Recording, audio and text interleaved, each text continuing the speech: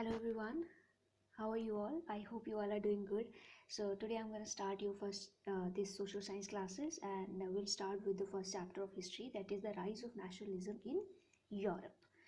But before going through this chapter कि actual में chapter में है क्या और what do mean by nationalism और कौन से नेशनलिज्म की बात हुई है क्या है, I'll explain you the meaning. But before that we'll understand one picture which is mentioned in your book. ठीक है, उसके बाद you'll be able to understand कि what we are going to study in this chapter further. So you can see this picture here. This is the picture. Okay, now I'll tell you the meaning of this picture, क्या importance है, why it is, what it actually signifies. So this picture was prepared by a French artist, the Frantic Sorio, and he prepared a series of the four prints. ठीक है, इसमें four prints को उसने mention किया and he visualized a dream. Actually ये जो picture है it visualizes his dream of a world. एक ऐसी visualization, एक ऐसा dream ये picture show करती है कि जिसमें उसने कहा कि the world is made up of democratic and social republics. जो world है वो डेमोक्रेटिक और सोशल रिपब्लिक से बना है. जैसे कि मतलब देयर इज़ अ डेमोक्रेसी, यहाँ डेमोक्रेसी है जहाँ पे कॉन्स्टिट्यूशन है and the government is elected by the people. Okay, so it was a kind of visualizing. This picture actually visualizing his dream of a world. Okay, so you can see here this statue of liberty is year. आपने previous year में French revolution के time पे पढ़ा था कि statue of liberty basically French revolution से इसकी beginning हुई थी, क्योंकि उन्होंने एक फीमेल फिगर को they represented as a liberty. तो you can see here this all this people they are marching towards this Statue of Liberty. तो ये क्या सिग्निफाई कर रहा है, इसका मतलब क्या है? ठीक है, तो द फर्स्ट प्रिंट जो है ये है स्टैचू ऑफ लिबर्टी का, और जितने भी मैन एंड वुमेन हैं they all are marching like a train towards the Statue of Liberty to pay homage. ठीक है, उसको एक श्रद्धांजलि देने के लिए उसकी तरफ बढ़ रहे हैं. Now as I told you कि लिबर्टी, ये जो फीमेल फिगर है as a liberty French revolution के टाइम पे इसको शो किया गया था. अब यहाँ पे फ्रेंच ये स्टैचू ऑफ लिबर्टी की एक हाथ में क्या है, टॉर्च ऑफ एनलाइटमेंट है. ठीक है, दूसरे हाथ में एक चार्टर ऑफ राइट्स है जो कि ये डिक्लेयर करता है कि भाई क्या राइट्स दिए जाएंगे उस टाइम पे लोगों को. ठीक है, और अगर आप यहाँ देखो इस पिक्चर में, यहाँ पे ये जो मटीरियल्स यहाँ पे कुछ अगर दिखाई दे रहे हैं, they all are the shattered remains of the symbols of the absolutist institutions.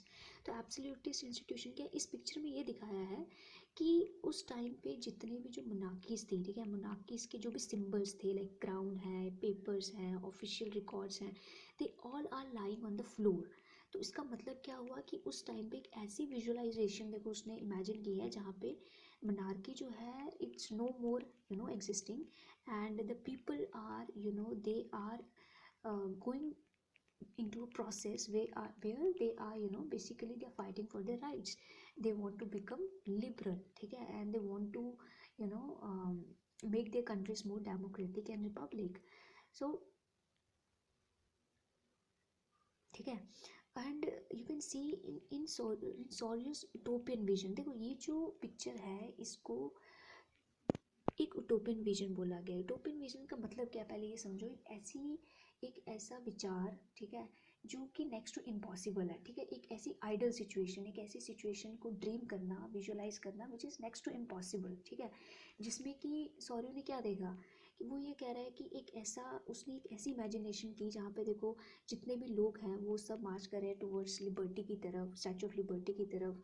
Different different nation के लोग हैं, they are carrying different flags and they are wearing different costumes and leading the procession way pass the Statue of Liberty. ठीक है, उनका जो procession है वो मार्च कर रहे हैं towards the Statue of liberty and the United states and Switzerland which by this time were already nation state. देखो यहाँ पे इस पिक्चर में यूनाइटेड स्टेट्स और स्विट्ज़रलैंड को सबसे आगे दिखाया है, क्योंकि इस टाइम तक वो लोग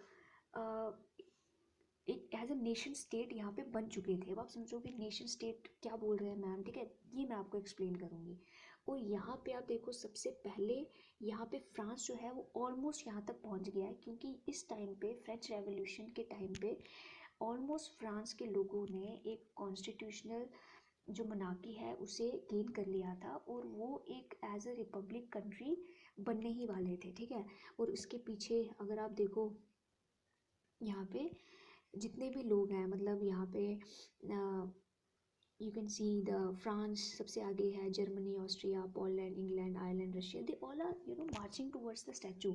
तो एक ये पिक्चर इस उस टाइम को दिखा रही थी कि यहाँ पे जो लोग हैं, मतलब वो कहीं ना कहीं एज अ नेशन बनने की प्रोग्रेस में है, जहाँ पे वो मनाकी के अगेंस्ट जा रहे हैं और वो इंडिविजुअल राइट्स के बारे में बात कर रहे हैं, ठीक है। And they are carrying their own flags, है ना, वेयरिंग डिफरेंट कॉस्ट्यूम्स।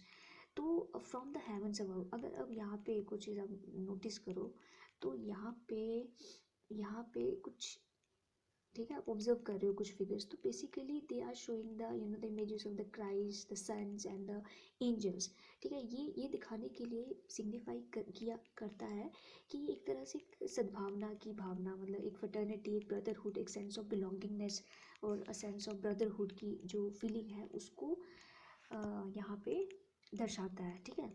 तो दिस इज़ इट, है ना। आगे देखते हैं। तो they have been use by the artist to symbolise fraternity. तो ये जो क्राई, सेंस और एंजल्स को किस क्यों दिखाया गया, टू सिम्बलाइज फ्रेटर्निटी। और नेशनलिज्म जो था वो कैसे इमर्ज हुआ, ठीक है, जिसने कि पूरे यूरोप में एक रेवोल्यूशन स्टार्ट कर दिया, जिससे लोगों को लगा कि भाई अब जो ये टाइम है, इस टाइम पे हम लोगों को कुछ ना कुछ अगेंस्ट जाना पड़ेगा मोनार्की के, ठीक है। ऐसे कौन से फैक्टर्स थे या क्या चेंजेस हुए यूरोप में और किन चीज़ों ने उनको इन्फ्लुएंस किया, ठीक है। तो लेकिन उसके ये है, दिस इज़ द सोयूस यूटोपियन विजन, ठीक है, एक ऐसा विजन, एक ऐसी आइडल सिचुएशन जो कि next to important. Okay students, that's all for today and we will see the next topic tomorrow. Take care, bye.